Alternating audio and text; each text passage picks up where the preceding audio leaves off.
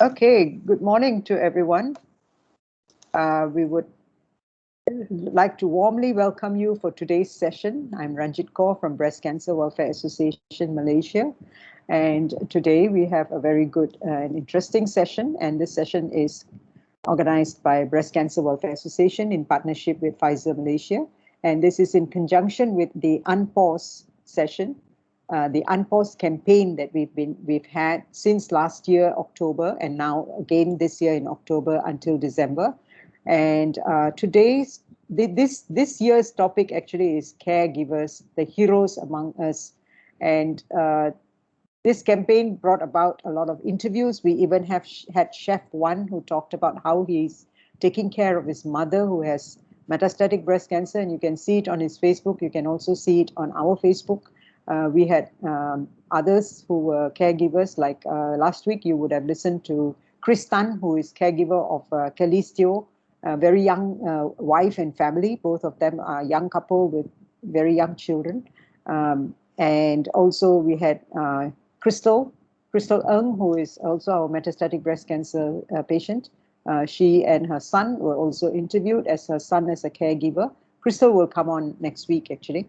So today's session, the topic is more than just words, gatekeeping as a caregiver, how caregivers handle the situation. We have two eminent speakers. We have Dr. Vanitha Thangaratnam, who is a senior palliative care doctor of Kasih Hospice. We have Chang Chu San, who is a metastatic breast cancer patient. So I'll introduce them first before they speak.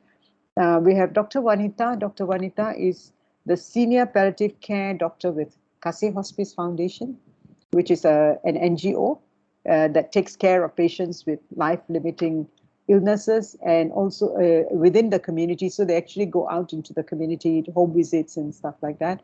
And she has been working with Kasih Hospice for 12 years. That's a long time. And she graduated from Kasturba Medical College in India in 1992. And she actually has a great deal of community experience because she's worked in district hospitals within Malaysia, in various district hospitals. So she would have a very good understanding of how people, view health, and especially health seeking behaviors. And after she joined Kasih Hospice, she did her diploma in palliative care with Edith Cowan University in Australia. What Dr. Vanitha feels, and her philosophy is that an important factor when seeing a patient for her as a palliative care doctor is to have good communication skills, to be empathetic, to respect the patient, and to communicate well with the patient so that you know each other well. Now, the other person for today is Chang Chu San. Chu San is a metastatic breast cancer patient. She has been she's had metastatic breast cancer for the past 7 years after having been diagnosed with early breast cancer some years before that. Chu San is a board member of BCWA. She is also my stand-in for the Advanced Breast Cancer Global Alliance board membership. So I am a board member of ABC Global Alliance, and Chu San is actually the one who will stand in for me if I'm not available for the meetings. And so Chu San has been interviewed many times, and she has her husband and she have always given some very invaluable sharing about themselves. She also is my co-administrator for the Pink Inspirers WhatsApp group, which is a WhatsApp group for metastatic breast cancer patients, a very close group which sort of keeps everything that they communicate confidential, and they give support to each other, information to each other, and also have a lot of socializing among themselves. Right now, it is virtual socializing. So now I would like to get Dr. Vanitha to speak. Over to you, Dr. Vanitha. Thank you very much, Ranjit. Hi, good morning, everyone. All right, I'm just going to talk about, mainly I'm going to stress on caregivers and patients and how to manage relationships around you. So let's understand basics first. So what's the definition of a caregiver? So in the Webster Dictionary, it says a person who provides direct care, whether it's for children, elderly people, or chronically ill. So caregiver is one name. So what's the other name? It's known as is being a carer, whether you're a caretaker, whether you're a guardian, whether you're a primary caregiver, it all means the same. Who are caregivers? So whether it could be your own family members, so depending whether it could be dad, mom, grandparents, brothers, sisters, cousins, uncle, aunties. So mainly these family caregivers are caregivers who don't get paid. But in my experience, I mean, I've seen some family caregivers where because all of them are working, so if the family is big enough, so like this, for example, the family said to one of the brothers, hey, why not you just take leave or you just stop work? We will pay you the same amount you're getting as a salary and you look after dad. So in this way, he doesn't lose finance. So family gain a caregiver, but the son who's looking after still has his mind. He still gets finance in to care for his family. So it wasn't too bad, but majority of family caregivers do it for free, of course. Or else if it could be your housemate being a caregiver. So this, it's a little bit tricky because housemates, first of all, they're not trained, but they can be trained, but they are so overwhelmed by doing the housework, cooking, as well as caring for patients. If the patient is immobile, it makes it even more difficult. And what about private? I mean, you've got private caregivers, you've got private nurses, you've got nursing homes, which are also considered as caregivers. But the down part about private caregivers is the cost of it. I mean, easily a private, I mean, you're talking about non-trained, you're talking about just normal caregivers who are not nurses. I mean, I've got caregivers. Yeah, I had them to look after my parents, and it easily cost a month full time. You need to keep aside at least 5,500 just to care for the sick person. So a caregiver is like this big, huge umbrella, like this big tree. It does everything. So the patient is underneath this tree. So the caregiver cares, make sure that the patient is comfortable. So it's a huge duty being a caregiver. So what do caregivers do? They do everything. They do from managing the medications to doing the shopping. If they've got a dog, take the dog out, answering phone calls, cleaning the house. And sometimes it's doing their own work. I mean, with this pandemic, there are caregivers who are working from home. So also pandemic, they don't want any outsiders to come in, scared in case COVID comes in. So when they work from home, yes, they sign in, try and log in, do whatever needs to be, then run to the patient, try and care for them, run back, and it's very exhausting. You must have many hands to be a caregiver doing this. So what are effects of being a caregiver? I mean, we need to understand all this to how understand, so the patient understand what a caregiver goes through. I will go through what a patient is also going through, so each other understands another person. So main thing is stress. This is actually an article in Physical and Mental Health Effects under the a nursing journal. This was in September 2008. So yes, very, very stressful because you're handling a patient. Patient could be angry, patient could be frustrated.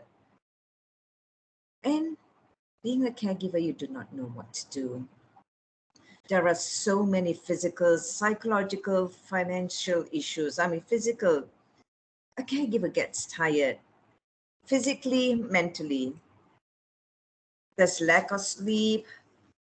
Sometimes eating time, it's like, it's so erratic because patients sometimes, I mean, when they're ill, Feeding them, you need to be patient. It takes at least more than half an hour to feed them, because you don't want to just tell them, okay, eat, eat, eat. No. So you need to be very patient so that they don't choke on their food. Psychologically, the mental stress, there is no time for the caregiver, no time for themselves. Financially, caregivers, some of them stop work just to look after patients. So there's loss of income there.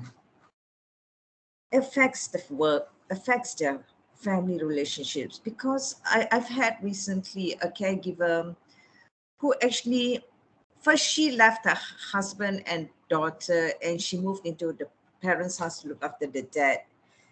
But then she looked at it and she was telling us, you know, it seems to be long term. She spoke to her husband and said, you know, it's kind of difficult to, you know, to cook, keep the food there, run back here, look after that. And then after a few days, we can go cook. So it was so good that husband said, okay, you don't worry, we will all move into your dad's house. So for her, mentally, she knows that, okay, she can still look after her family, her duty as a wife, she can do that, but also a duty as a daughter to her father. She can still do that, care for the father. So I thought it was so good. And this suggestion was, she brought it out on her own. She thought and she came up with it. And I thought, I validated her and said, it's so fantastic. I mean, with so much stress to even think like that. So being a caregiver, yes. So it affects her work and family relationship. That's extra. I mean, choila. I mean, if we fall ill and we have got to have a caregiver, I mean, we always want someone who's good. We do not want someone who's always angry or confused. I mean, we will want someone who's pleasant, but we don't want anyone who's indifferent. We want someone who's happy. You don't want someone who's a forced caregiver, or they're just disgusted when they have to care for you. Next slide, please. So now we got to understand what the patient is going through before we can help them. So there's a lot of things. I mean, when you're sick, first thing first, I mean, we're talking about cancer. The most fearful thing is it going to come back? And they also wonder, what happens if they've got too much pain, if they've got symptoms, or if they're suffering from it and all they want is just for it to go away. And like in breast cancer cases, I mean, they've done a mastectomy. Some of them, I mean, I've had patients where, I mean, mine are end stage, but some of them still are quite able and they didn't know where to get. I mean, they use the stuff things inside their bra to show them their breast is not flat. The other thing was they had this huge swelling over the hand because their lymph nodes is removed. So having to try and adjust their clothes and trying to cover that. So that affected them. The loss of intimacy with their partners. They were worried about, is this chemo is going to work? You know, after chemo, I'm going to lose my hair. I'm just going to feel tired. You know, I would just look horrible. Then they're also going to worry, it's what's going to happen to their life. There's so much uncertainty. Sometimes the husband just doesn't understand what the wife is going through. All they're going to worry is, am I going to die soon? When am I going to die? Is this going through all this treatment? Is it worth it? So there's a lot which patient is actually thinking about. So being a caregiver sometimes is sitting and talking to them. Sometimes it's not saying anything, but just holding their hands, taking them to the park, or bringing them surprises. So this is very, very important. Next slide, please. I feel communication is the key. I mean, there are many kinds of communication, which I'll talk about it later, but it's always good to talk it out, be honest, be open, but you must have your boundaries. What to say, what not to say. Communication, there are two types. You've got your verbal. These are our words, but it's only, our verbal, what we say, 7% is the language we speak. Yes, of course, if you're speaking to someone, you want to speak in the same language. 38% is the tone of our voice. So if you're speaking to someone who's sick, they are so sensitive. If you are going to shout at someone, how would they feel? Yes, inside they are, patients can be quite demanding, but they've got their own reasons why they are like that. By getting angry and by raising your tone of voice or raising your pitch, that's not going to help things between the relationship between a caregiver and a patient. So always remember your volume, your pitch, your tone, your rhythm, very important. And when we communicate verbally, we need to be clear, we need to be concise, we need to be correct what we are actually passing through. It has to be complete sentences. We must be coherent and we must be courteous. So that's 6 C's. So this is only 45%. Verbal is just 45% of communication. 55% is actually non-verbal. So what is this non-verbal? It's our body language. So how our facial expressions are, how our postures, our gestures, having eye contact with the person you're talking to, and distance. You don't want to be standing in one end of the room and trying to talk to someone or to the patient. You want to be close. And sometimes to touch them as you're talking. So you just touch their hand and say, are you all right? What can I do for you? So all this makes a difference to the patient or whoever you're talking to. Next slide, please. So our ears, I think so most of us listen, but we are not hearing when someone says anything. Next slide, please. So important is active listening. So what do you mean by active listening? Active listening is when you're truly listening. You're not just hearing. You're not just hearing sounds of someone talking, but you're actually listening, giving your whole attention to them. You're silencing your own internal speech. Sometimes when someone is talking to you, you are thinking, oh, what should I say? What should I say? But this is not it. You just blank out your mind. You just sit down and listen to what the other person's saying, trying to understand what they're trying to say. You have got no agenda. You don't want to offer any ideas. You don't want to contradict them. You just want to sit down and listen, allow them to talk. So that's what active listening is. Next slide, please. So how do you talk to patients? How we phrase it up is very important. So it's always good to be open, find out what their expectations, what their values are, patients. Explain to them, yes, it's a scary time for both of us.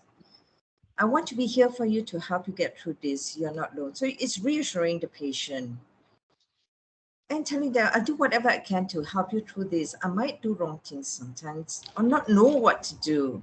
I'll do my best. So in this way, patient actually understands. No one is perfect. Or telling them we can do this together. Let's try to be open with each other. Work with each other no matter what happens. So how we say things, being open, telling them that we don't know everything, we would try our best. If we don't, please let us know. Next slide, please. Thanks. So try using I statement. Don't say you never help me, you are being irritating. So if you need a break, just say I need a break. How we place sentence is very important. So don't say I feel you ignored me. Just say I didn't hear you answer when I mentioned, so I need your help this problem. So just how you place questions, and never bring up old issues, especially when you're caring for family members. Some or other old arguments, old things comes up. That's in the past. Leave it there. what we need to focus is the current issues. Next slide, please. So, caregiver burden. It is so, I mean, you see a lot of caregiver burdens, but this was actually a clinical review in 2014. So it says female sex are more prone. Those who've got low education, those who stay with the caregiver, spend 24 hours caring for patients. See, being a caregiver, I don't think it's right for a caregiver to care for the patient 24 hours. It's always good for a caregiver to break up duty like afternoon and night. So if if a caregiver's got depression, that's also another risk factor. There's no one to talk to, you're isolated socially, lack of cash, or you're forced to be a caregiver. So all these are just going to lead the caregiver to be stressed out, causing caregiver burden. Next slide, please. So sometimes caregiver burden because of role confusion. You don't know what your purpose is there. Like I mentioned to you, the daughter, she was actually like, yeah, she's being a daughter, she has to look after dad. And then that side, her husband saying is, when are you coming back? You know, your daughter's only 2 years old. She still needs the milk. What are you doing there? So for her, it was quite difficult. And sometimes it's the expectation of the family members. If you are a caregiver selected by your family members, anything happens to the patient, they turn around and blame you and say, why you never looked after that? Why do you do this? You know, we thought that he was going to improve. See, what have you done? Or they don't know, they cannot control. Patient's condition deteriorates. They want to do the best to keep the patient here as long as possible. They can't do anything. Oh, sometimes it's just unreasonable demands by the patient. Patient, yes, they're going through so much. Sometimes they say, okay, you cook for me mee hoon. You bring the mee hoon and say, the patient will probably say, no, no, no, I don't want this. You just give me the soup. So you go back to kitchen, bring the soup. They probably take 1 teaspoon and say, this is salty. I don't want this. You make me milk. So it can be overwhelming. Next slide, please.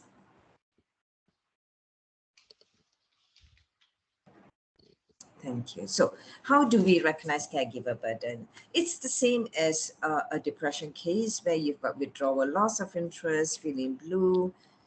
There'll be changes in appetite, you lose weight, changes in sleep pattern, you'd seem to get sick more often. You're just emotionally and physically exhausted. Some people actually ask doctors for sleeping tablets or even start using alcohol. Or some of them actually start hurting patient, beating them, or even like, you know, when they are bathing or wiping the person, they're very rough.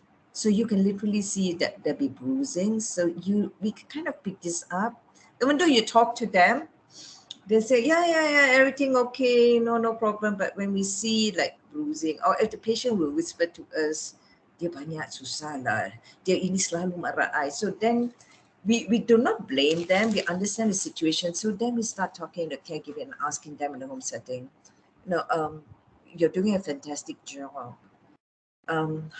How are you coping with all this? So we try and tease things out with them and see. Then we bring it out to the family members, having a family conference and saying, this caregiver needs a respite care, needs to take a break.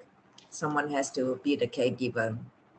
So we in hospice, this is what we try and do to identify and help with the care of the patient, because patient care is the most important, including the family members. Next slide, please.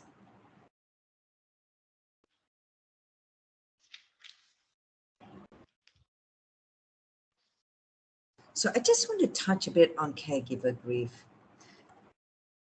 Yeah, you're caring for a family member. You don't have to be a family member. You can be a maid. You can be a private caregiver.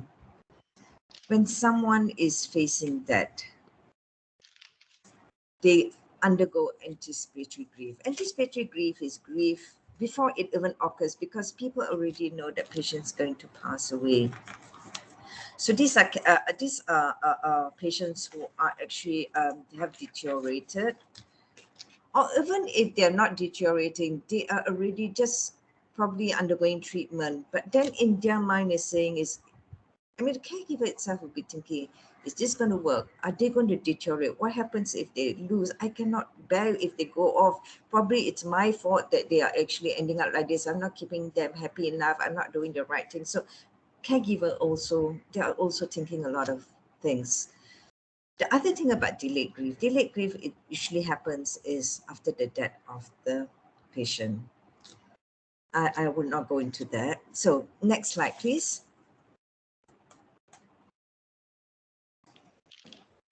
So grieving, I mean, Elizabeth,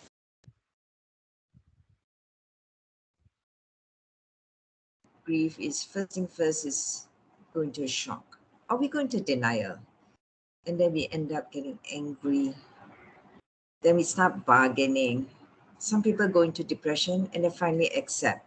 Some people, it's not like 1, 2, 3, 4, 5. Some people go up and then they come here.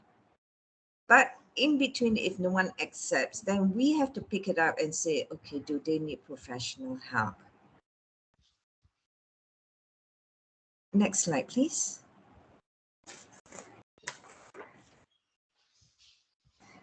So this, I mean, I managed to pick up, I know it's sad that in Malaysia, there is no proper caregiver support. So this is what I managed to pick up from internet, and they do teleconferencing, and they do sit down and listen to people who are going through a lot of emotional turmoil. So anyone can call them and speak to them, and then they would see whether there needs to be a face-to-face meeting. But I know now with this pandemic, no. Next slide, please. So how can we improve patient and caregiver relationship? First of all, we need to be patient. We need to be empathic and compassionate. We have to be an active listener. We have to encourage the other person, encourage the patient. So it's like, for example, if they find that, they're just out from hospital after chemo, they're just feeling so tired, or they can't eat anything much. So you just tell them, hey, you're doing good. You actually add 2 tablespoons. That's good. Okay, come, let's walk. If they can't, they just take 1, 2 steps. You just say, wow, that's very good. Maybe tomorrow you can do better. So giving them that and asking the patient what they like. That's the most important, to know what the person you're caring for wants, what their expectation, what their values are. So in that way, you cannot go wrong. Asking them what kind of food they like before preparing. You probably a hospital doctor say, hey, you need to give high protein, don't give sugar, don't give carbohydrate. But patient just says, I just want porridge. Then the caregiver turn around and say, no, doctor said like this. It doesn't matter. If whatever patient is, it's just a small amount. So it is all right. We need to be respectful to the patient. And caregivers, if you cannot cope, learn to ask for help. It is okay. I mean, it's not being a failure. If you can't, then you causing yourself to go into depression or falling ill, just ask for help. Next slide, please. Yeah, so caregiving is possibly the hardest job in the world. Thank you. Thank you, Dr. Vanitha. I think that was a fantastic explanation. You actually gave some very good examples and explanation and the down-to-earth issues that are being faced by patients and their families, particularly pertaining to caregivers. I think when you said it is not an easy job, it's a very difficult job.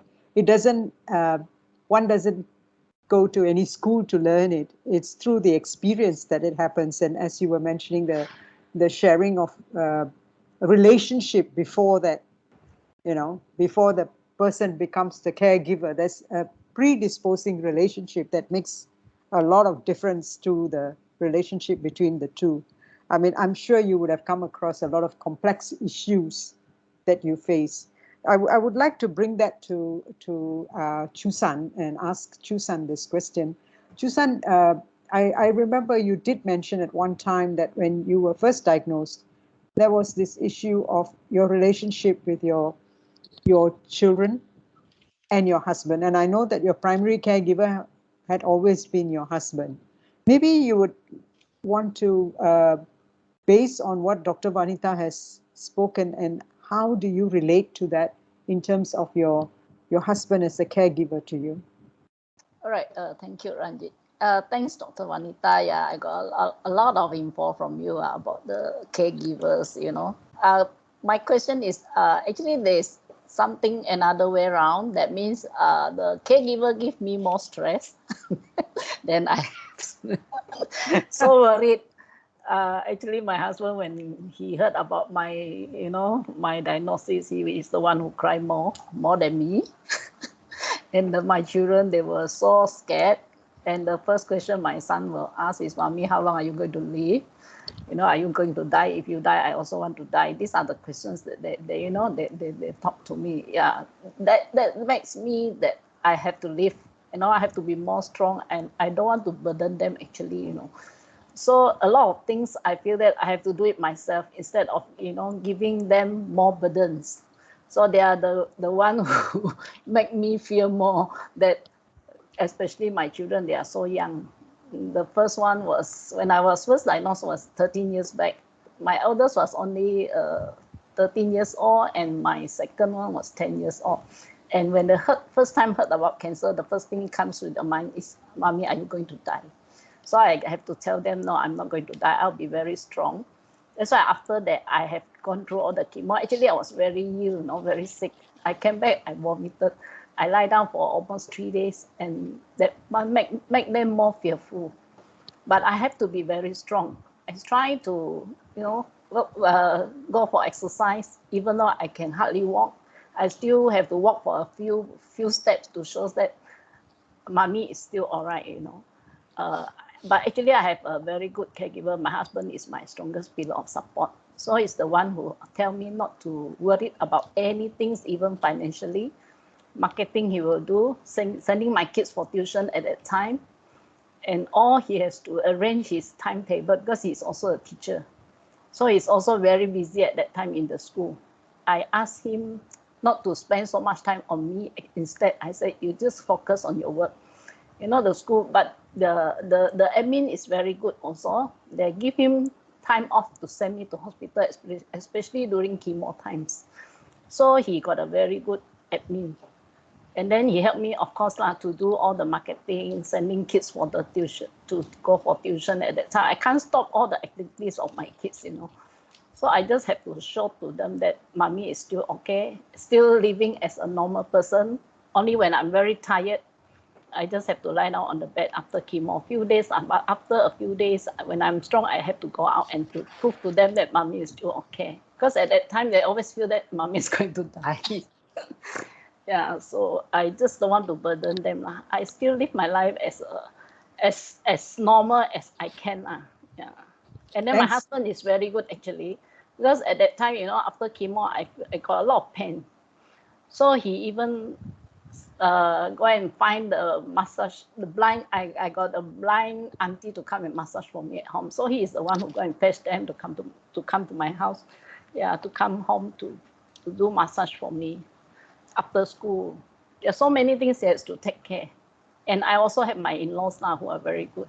They help me to cook, my sister-in-law to help me to do so many things. So I got actually a very strong team of support from my family members, and they really help me a lot.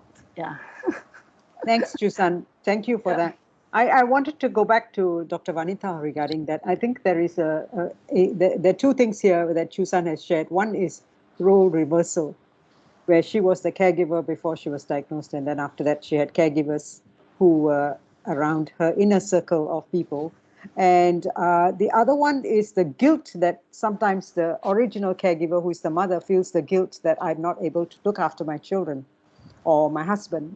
It's a very a feeling of I should work hard to make them feel that I'm okay. or I'm doing well. To what extent do you get that kind of, sometimes it's a nonverbal communication that you can see in people when you are seeing your patients and their families? And how do you go about working on that with them?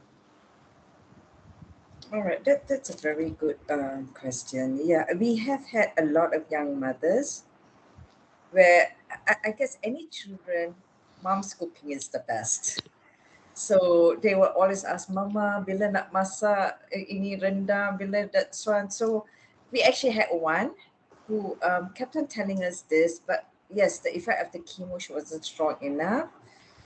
So what we said is, this was actually many, many years back when we had quite a lot of time. We said, okay, we really want to cook for your family. Do you want our help? We've got volunteers who don't mind. I mean, you instruct us. You just give us a time when you want to do it. We will come cut for you. We will gaul for you. And then you just tell us what to do. And she actually managed to do that. And the kids, I mean, because they were young kids, they don't understand. So when she did that, for one thing, is she felt good that even though she couldn't do it herself, I mean, mentally, yes, she told us just what to do. We just dumped everything in, cooked, and then just presented the family. And the kids are happy because they managed to get what their mom liked. I mean, what the mom, what they liked. So all in all, it was all right. But there was sometimes is we couldn't achieve that. So we try our best to try and modulate this way. But sometimes I wish we could do everything, like tie everything into a nice parcel, tie a ribbon, and say, wow, we've done it. But sadly, there's so many times when we couldn't. And we ourselves, I think so, we started feeling bad about it. So, I mean, in my team, we've got a morning debriefing every day. So my nurses actually say this and they say they feel bad. So I keep telling them is, in the home setting, we try our best. We want everything to be perfect, but sometimes we need to appreciate it and just let go. We did the best we could. That's it. Yeah. So, yeah, I kind of understand this. Yeah, what you were saying about, I mean, kids wanting this and mom can't do it. Mom trying the best to make sure that she's back to normal. Yeah, but when the kids are too young, it's kind of a little bit difficult. So trying to get counselors in to get the kids to understand what the children are actually facing. So what we actually do is something called a house tree person. So sometimes when we go in, if the kids are very small, while we're talking to the patient, we'll give them a piece of paper and say, you got color pencil? Okay, just draw me a house tree in person. And then after that, once we finish, we sit down them and we ask them. So based on what they draw, so sometimes you'll see like patient is not even in the picture. So we ask them, so where's mama? Oh, she's in the hospital. She's always in the hospital. So through that, we actually understand what's going on in the kid's mind. Yeah. All right. Thank you. Thank you. Thank you. We have a question. I think we just have a sharing. Crystal is also an MVC patient. And she said, when I was sick, this is in the chat box, when I was sick, I actually didn't know what I wanted to eat and what to do. So again, patient at a loss, caregiver at a loss, particularly for those who have not been linked to palliative care services, and they're only under oncology at that time. So there isn't any navigation or support or information given to the patients when they are newly diagnosed with metastatic breast cancer, and there isn't a kind of like a teamwork of palliative care people and others involved in the situation. Dr. Vanitha, you would have probably had such situations, But what she said is very true.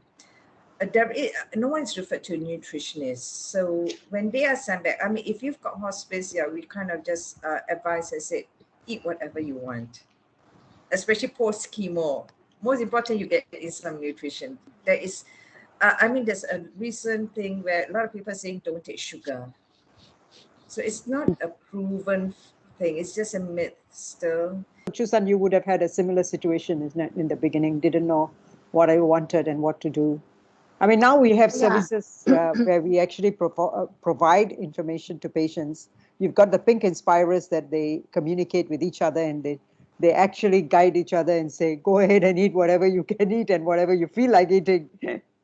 Yeah, I was very lucky because when I was in the ward, I was visited by this patient support group from BCWA. Yeah, actually, they are survivors, and when they came to see me, I have the same thought also. So many things I cannot eat. People come and tell me, don't take white rice, don't drink milk, don't take sugar. Then I say, what am I going to eat? So when I met with the survivors, she told me she ate nasi lemak, she ate everything. Oh, okay. I say I straight away I go buy wanton mee lah, I go eat curry noodles lah. That's what I like. So I told my husband, I want to eat. I just pick what I like to eat. So I don't care about others. And then people come and tell me, don't take mango. Okay.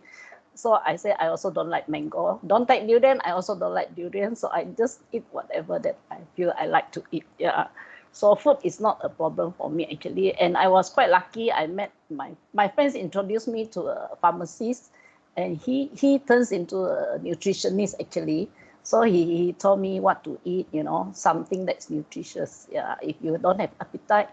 So when after my chemo, I just took Ensure. I really don't have appetite, and then I have ulcers, very bad ulcers. So he's the one who guide me with all the the food, the list, what are the nutritious food.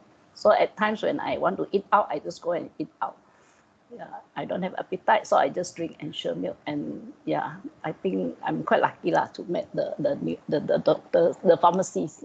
He's the one who guide me with all these food lists. Yeah. So I have not much problem on food actually. I think, Dr. Vanitha, there's a lot of link between the emotional status of the patient and the information that they take in, because there is this fear that if I eat X item, I will get the cancer back again, or my cancer will grow faster or get aggressive. And they seem not to listen to the doctors because they can't believe that the doctors are saying that, no, you can eat normal food. But somehow they prefer to listen to outsiders and try to search for something that they cannot eat. So like we have trained breast cancer survivors who actually provide support to patients. And they are trained and they are also monitored regularly to make sure that they're not giving the wrong information to the patients. So we do have, when they say that, I mean, of course, now with, as you mentioned, during pandemic, it's very difficult to be together. But we used to take people to the durian orchard during the durian season. And we used to be, I mean, majority of us were breast cancer survivors in the group. And then so we will be sitting down and eating, but we won't say anything to them because we want to observe to see what happens. And it's a typical picture of, oh, you mean to say you have breast cancer? Are you sure you have breast cancer? You're eating durian? See, yeah, why not? Just don't overdo anything. You just eat, moderately. So it becomes, it was like monkey see, monkey do. That's what basically we were doing, taking them out for makan trips, taking them out to have to the ice cream parlor or to the ice kacang place and various other places to make sure that they actually see survivors eating and they realize that they can eat. And now with the Pink Inspirers group, they actually provide information, eat what you can kind of thing. So we've got a reply from Crystal. She's having difficulty logging in to speak. So she said, I ate any food I wanted. I take Milo and I don't know what this ping pong biscuits are also tasty. And nobody cooked at home. So neighbors and friends sent food to me. Most of the time I ate outside food. So I think neighbors is a very good resource.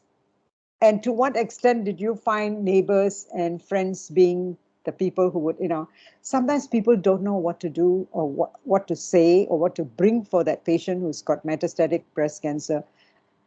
I think that sharing of a caregiver's role, as you had mentioned earlier about sending something or cooking something for a person, can be a very good support as a shared caregiver. To what extent do you see shared caregiving and a relationship of the caregivers together with the patient? Because as you mentioned that there are times when the caregiver needs respite care. The patient has to get somebody else to care for them because the caregiver needs to do other things. I mean, even something as simple as going to the dentist and your other appointments and various other things. Caregivers have a life too. So what is your concept of shared caregiving and having that relationship, because the dynamics becomes different because you've got a few people? Yeah, it's definitely encouraged to have shared caregiving.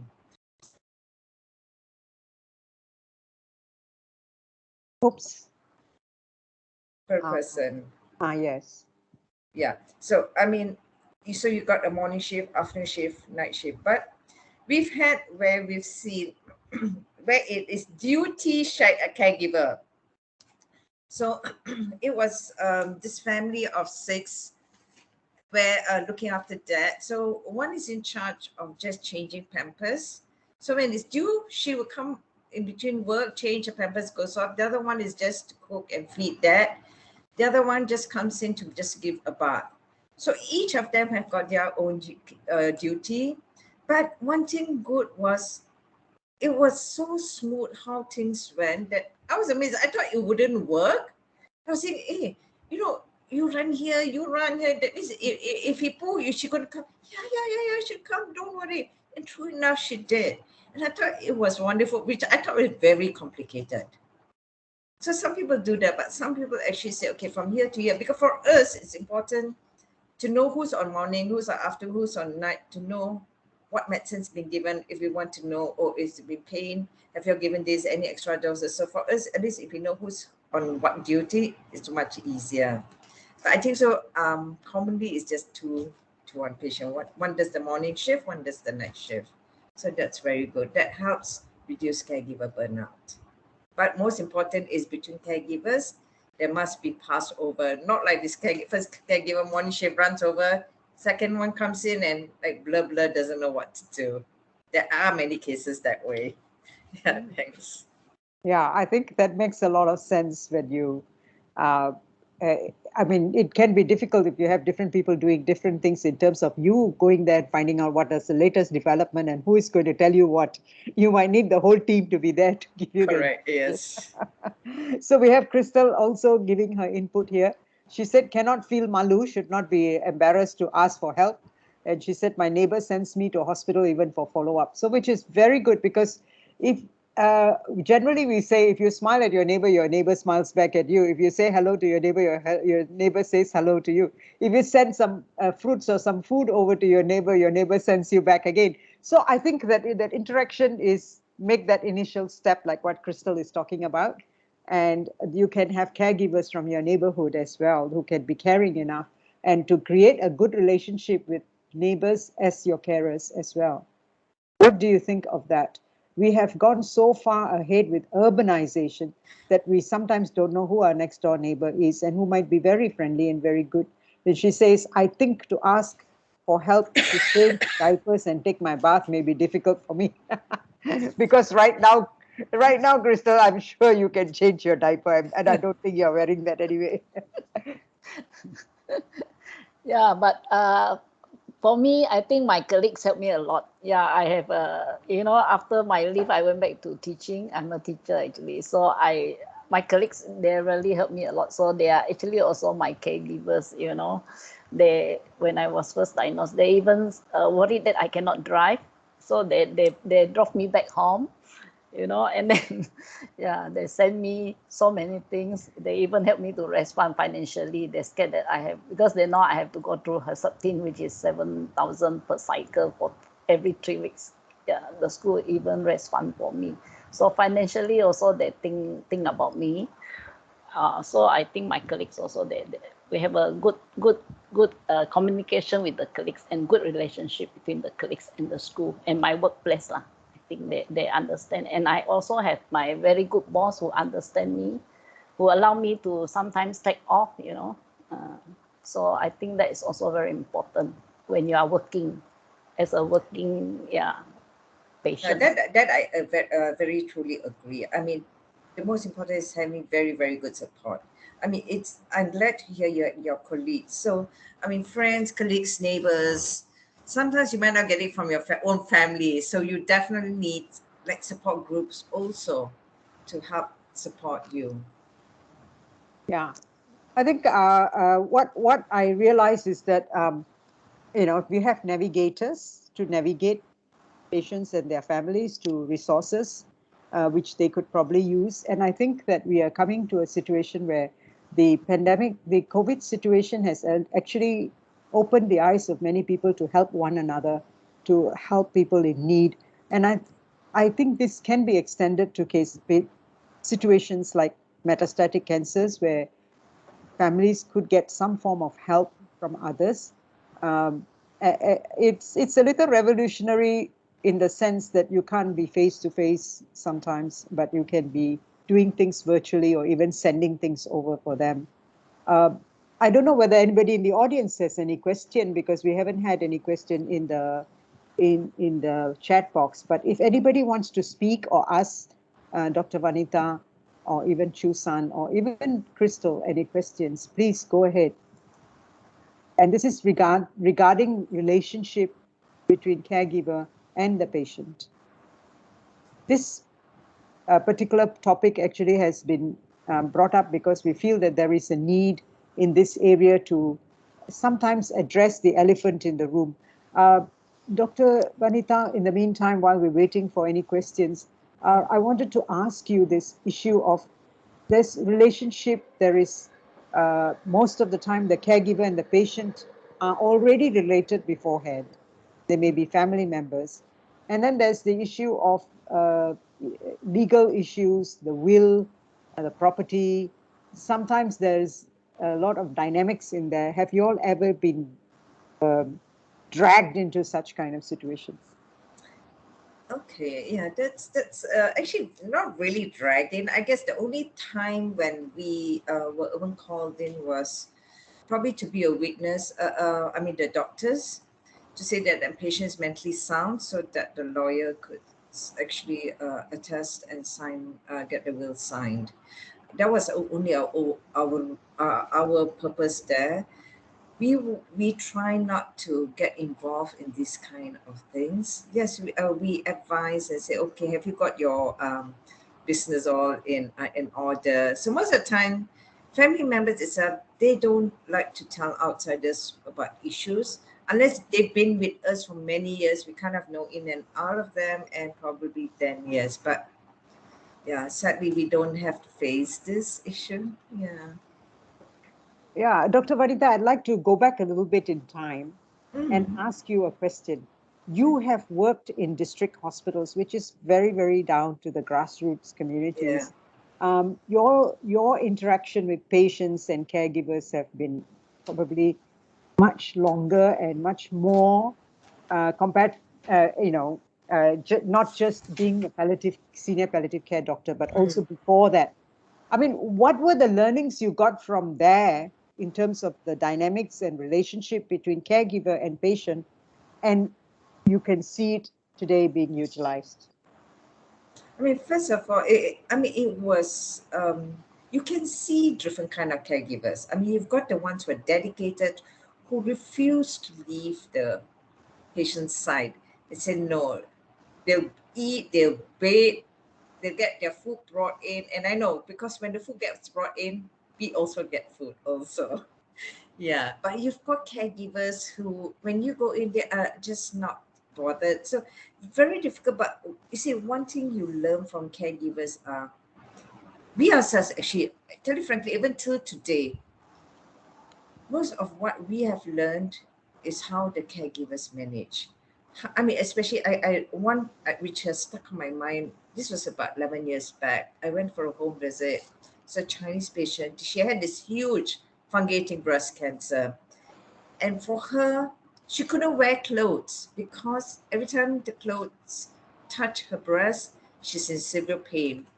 But her husband, what he did, he kind of made, like this fruit basket mesh, iron mesh.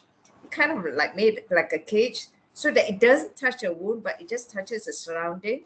A bit like the burns cases. Correct. And then he puts on her clothes so that, if, family members come and visit her, she's decent. They don't have to expose her. So I mean, so we learned that, and so whatever knowledge we actually pass on and say, hey, if like this, you can do it this way. And even like cleaning of wounds, we try and manage, because not everyone can afford. I mean, hospital will probably send back and say, no, you must use EcoCell dressing, you must do, and these are expensive.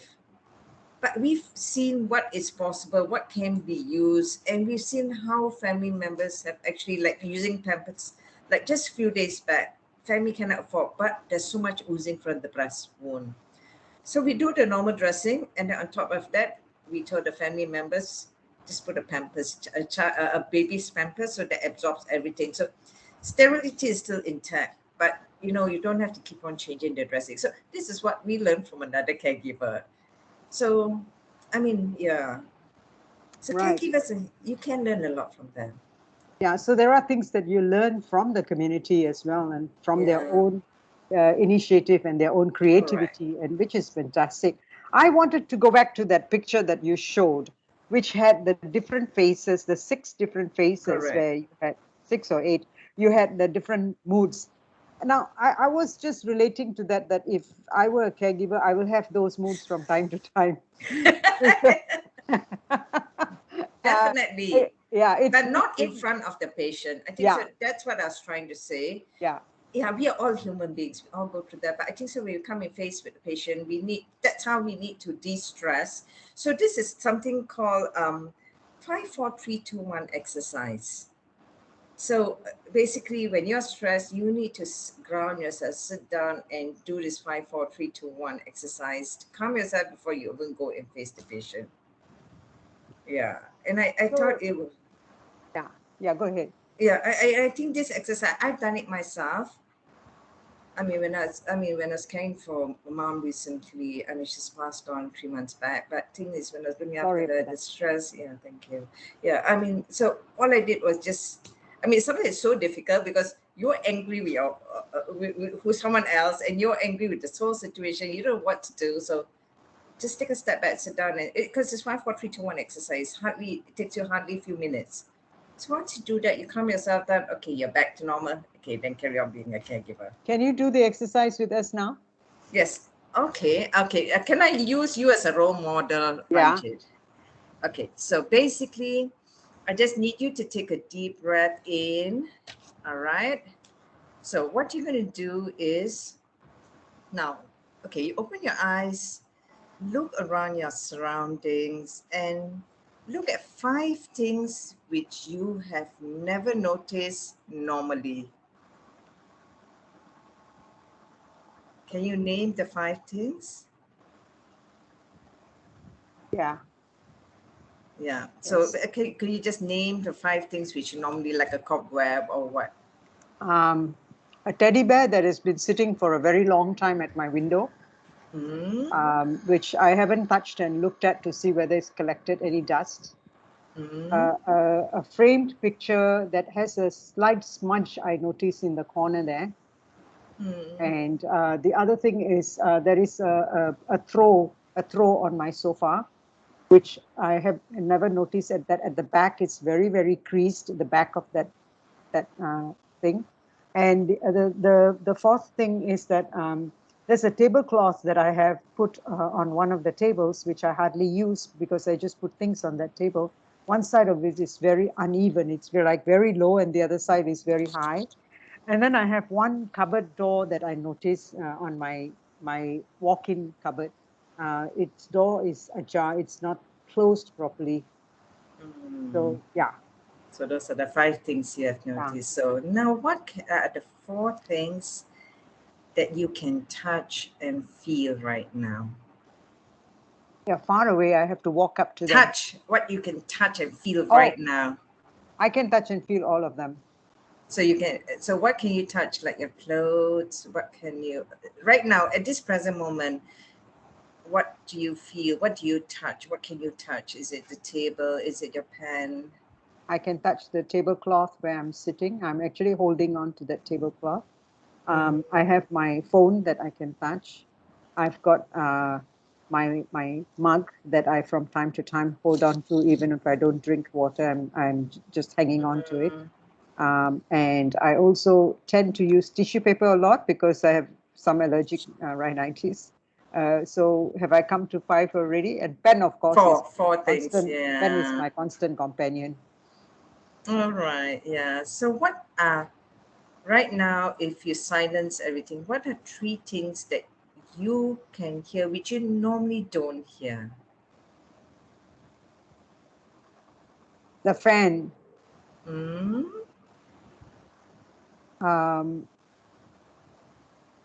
There is a sound coming from outside my door. which I generally don't notice, and because I'm staying in a condo, so there's sometimes sound outside. And that is the second one. And the third one is I can right now hear a dog barking outside, quite a distance away on the ground level, in another neighborhood. These are the three things I can hear. Right, that's good. And what are two things that you can smell right now? I can smell somebody cooking. That's making me hungry. Okay. I can smell the sanitizer. All right. Okay. And the last is, can you tell me one emotion that you are feeling right now? I feel a bit of anxiety because I'm waiting for results for my FNAC that has been done to my neck and was done on Thursday. So waiting for results. So a bit of anxiety. Yeah. So this is basically trying to use your senses and trying naming 5 things, but you need to actually calm yourself down. And when you do this exercise and try engage this, so as you're thinking, that calms you down, reduces anxiety, right? Yeah. As the other thing is breathing technique. That means breathing in through your nose and blowing. So you breathe in probably in a count of 5, and then blowing out slowly through a pursed lip, counting to 10. Then doing that repeatedly. So that is supposedly to calm down your breathing, relax your mind, and that you should feel better after that. Yeah. So sometimes it's just doing this. So something called pursed lip techniques, which we teach patients who have got meds to the lungs, and sometimes they feel breathless, but oxygen level is okay. So we tell the caregiver, hey, when they are doing this, when they're breathless, don't give, not necessarily for medicines first. You try doing the pursed lip technique. Like just fan them so that there's air going in, and then just ask them to breathe. So you breathe along with them, breathe in, breathe out slowly, and try and calm them down. Yeah. Thank you, Dr. Vanitha. I want to come to Chu San. Chu San, you must have found some ways of trying to cope with your situation, like what Dr. Vanitha is just mentioning about, when things were getting too much for you, for your husband, or even for your children. What were the things both of you did, or he did, that helped you to cope with the situation and to calm yourself down? Oh, for me, I pick up Qigong, when I was diagnosed. I drove all the way to Kepong to look for the Sifu. And my sister I got a few friends who told me here got good Qigong Sifu. My sister will tell me, my neighbors will tell me. So I just find all the ways to go and look for them. And I pick up one Qigong Sifu. I have to pay for it. I spent almost 10,000, for this breathing exercise. Yeah. And I think it helps me lah. So I was very, very hardworking at that point of time. After chemo, I straight away went to the center, and it seems that that Sifu will pass the chi to me. That's why I believe, and I paid for it. And I think it helps me. I even after my chemo, I don't feel a lot of problems with the breathlessness. Yeah, after I learned the Qigong. So that is one way. Another way is my husband is very supportive because I'm an outgoing person. I like nature. So every time, like when I feel better after my chemo, I will ask him to bring me to look for waterfall because I love to hear the sound of waterfall. I love the tranquility and the peacefulness there. I just sit there, listen to the flow of the river. So we also took time during weekend, almost every weekend we'll go out to anywhere to look for waterfall.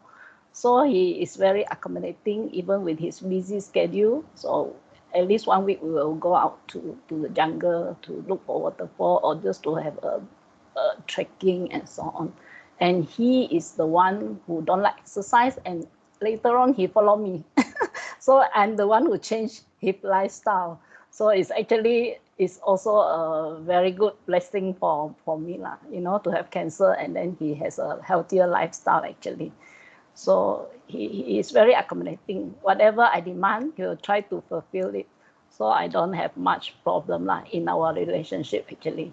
And he always support me to, to go for interview, to share his thoughts. And he's not the malu type actually. Yeah, he's spoken very well actually. Yeah.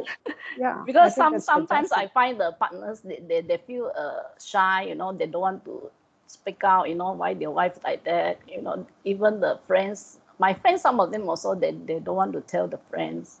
Even I have one friend who is now only the relatives know she has cancer. Her friends all don't know she has cancer. She dare not go out with the friends with the botak head, obviously.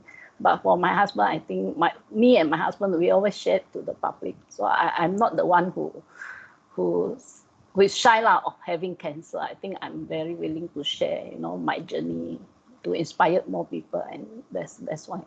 So I'm lucky lah. That's how we came up with the name Pink Inspirers. Pink Inspire, yeah. Inspire others.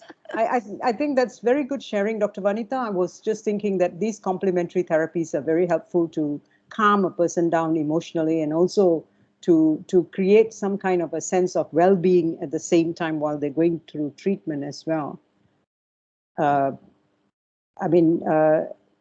In your case, you might be seeing more and more people who are probably not able to mobilize and go out or things like that. But those who can mobilize, we do encourage that they have some kind of complementary therapies like what Chu San is talking about. Dr. Vanitha, to what extent can we share that with caregivers, and that what would be your wish list for caregivers to be able to take care of themselves and at the same time have a good healthy relationship with the patient as well? I think you did mention a little bit about shared timing, like you have times like duty roster kind of thing, which creates some sense of me time for the caregiver as well. But I guess being a caregiver, first of all, you have to know what exactly your role is with the patient, what you're going to do.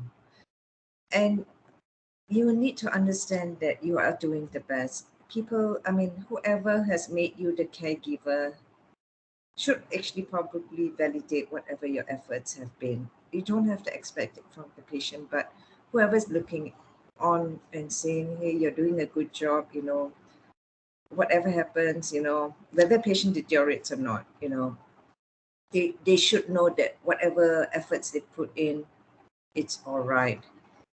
And it's okay sometimes to get frustrated, to feel tired. It's normal.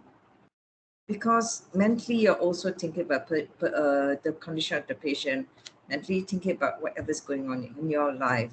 So that's when you take a break if you need be. Just say it and just take a break. Okay.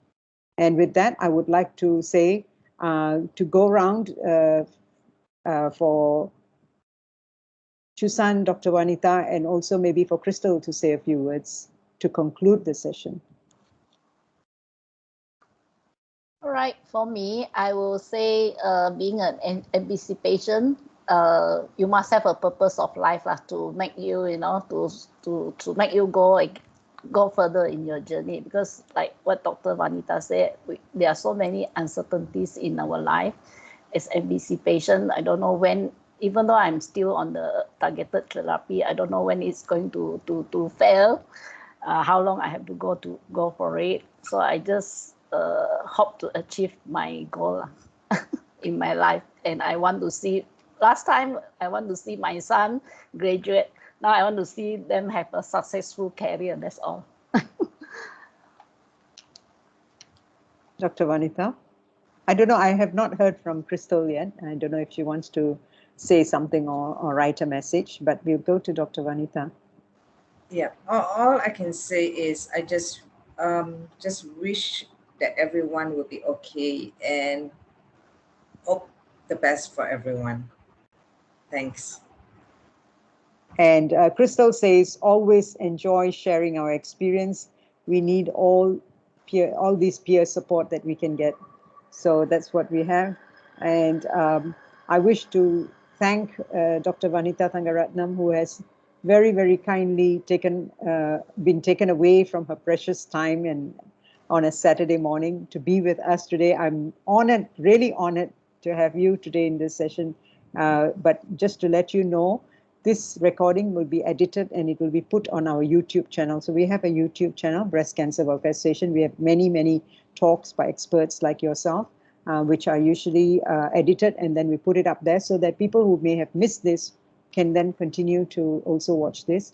You will also, this session will also go on the Facebook, on BCW's Facebook, and also on Pfizer's Facebook for people to be shared. So I hope it's okay with you. And also, Chu San, thank you so very much. Dr. Vanitha, over to you to close the session.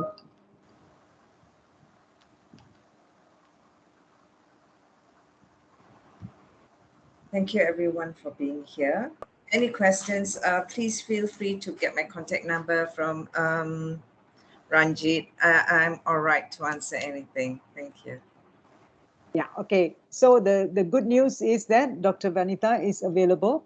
And if you all want her contact, we will be available to give the contact, which Dr. Vanitha has given us the permission, which is very, very useful because it's not so easy to get all the doctors to give us their contacts, you know, and this is what we call true caring professionals. And can we give a big hand to Dr. Vanitha? Thank you, Dr. Vanitha. Good session. Thank you, Dr. Vanitha. Thanks to Chu San and Dr. Vanitha, and to every one of you who participated in this session. Great. Love to everybody. Thanks, Ranjit. Bye.